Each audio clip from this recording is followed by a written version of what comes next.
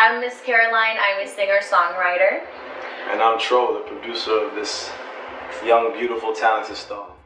Back in 2016, like mid-2016, and that's when I basically had decided to start this project. I basically came up from doing musical theater and classical music, but I had stopped and then came back to music and wanted to do it in my own way. And wanted to explore more on like songwriting, because all my life basically I've been just put music in front of me and had never really thought about the process of like making it. So that's what really captivated me the most, and I wanted to sing again. So I met Retro and we started working on an EP. We didn't have a name for it. It was kind of, we were just going with the flow, and we basically, it was when we talked about making music, he was like, listen, I could either write the songs for you and you can sing them and you can come in here and we can finish this process in like a shorter amount of time. And I told him that I wanted to be included in this as because I also wanted to songwrite and I wanted to learn, and I feel like if I'm not putting it up something of myself in it, like it's not me and I just can't feel it, I can't sing it, like, so She did her thing. And you know, it's surprising because a first project, you know, you're like, how I hope it doesn't come out tacky, or I hope it doesn't come out, you know, amateur. So really, Retro really helped me out in that like sound where I wanted something that was now, but I give it like an old touch just because I love, that's where I come from, just like, you know. Let me briefly state, so the name of the project arose from a session. So usually when people hire me, it always starts the same. It's, let me try out a single, let me do a song first. And then after we do that song, they ended up liking it so much, they end up hiring me for the entire project. And so the way this one came about was, and this is kind of necessarily true for every artist. Once we get to that third song, I don't know what it is, it's just a magical number. That third song, yeah, it just, I remember that. things start to mesh. You start to get to know the artist better. You start to write better. You start to produce better. So by that third song, which is the self-title of the project, that's how it came about. When we wrote Elephant in the Song, we were like, yo, it'll be dope. Like, I like the name of the song so much that I remember saying it would be dope if the entire project was about that, you know, where it's just like, you know, the phrase elephant in the room, where it's about something but it's obvious but no one's talking about it. So that's the concept of the album. It's pretty much every song is about a specific thing or a specific person, but we're not really stating who.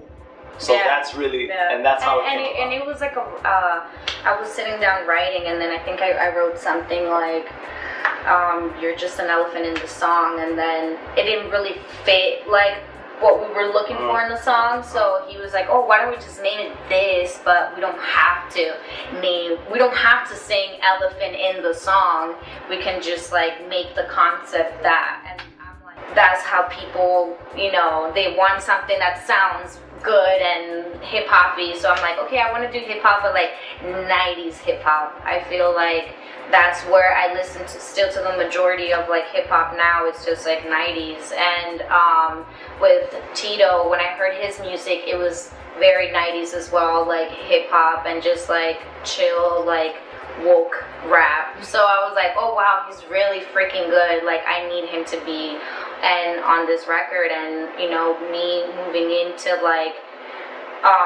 Little Haiti, and then him being like he literally lived like 2 blocks away from me, and I didn't even know this. So, and I appreciate so much, like there's so many conversations with him and me starting this and me calling him and crying like, I can't, oh my god, like how do you do this, like I can't do this, I feel like it's not getting anywhere. And he was like, just trust your process and trust like however many years it has to take for you to finish this project and finally be happy, like, you know, you just gotta trust the process. So but yeah, so we collaborated with him, and the song is basically about like that friendship that I had with him. And like it didn't he didn't expect anything from me as like, you know, like I didn't feel like I owe him anything, you know, as a woman, or so it was just like true friendship. And I'm like, okay, I want to make a record about this. So Retro was like, all right, cool. And that's when, yeah, we wrote Homies. And that one, yeah, that one's fun. I love that record. So look out for that one. Look out for that one. And then it's Tito and Shed. Also, Shed is the second part of the, you know, Wealthy record. Shout out to Wealthy Club. Shout out to Wealthy Club.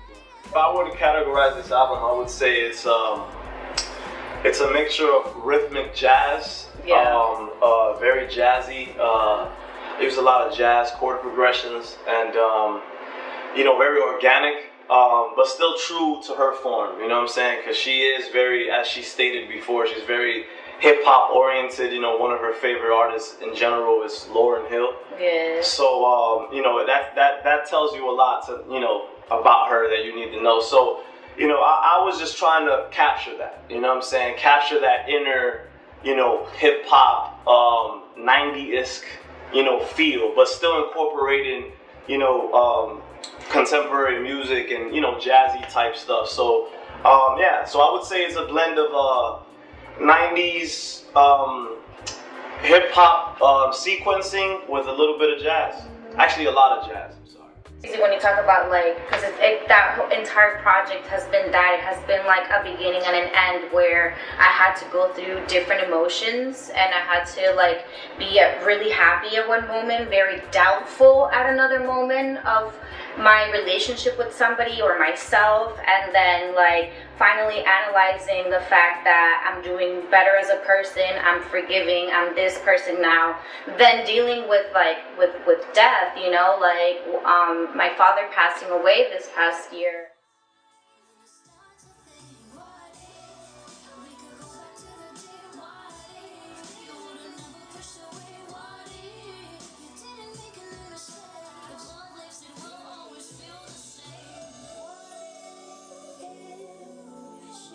Was that, and like us working on a song that like connected so much before he even passed away to him was something that like completed. It was like the top of everything of like, okay, this project has to go somewhere because we got that, and it was like all these different like emotions in one, and we were able to like capture that. I feel like not a lot of people like could say that. I don't know.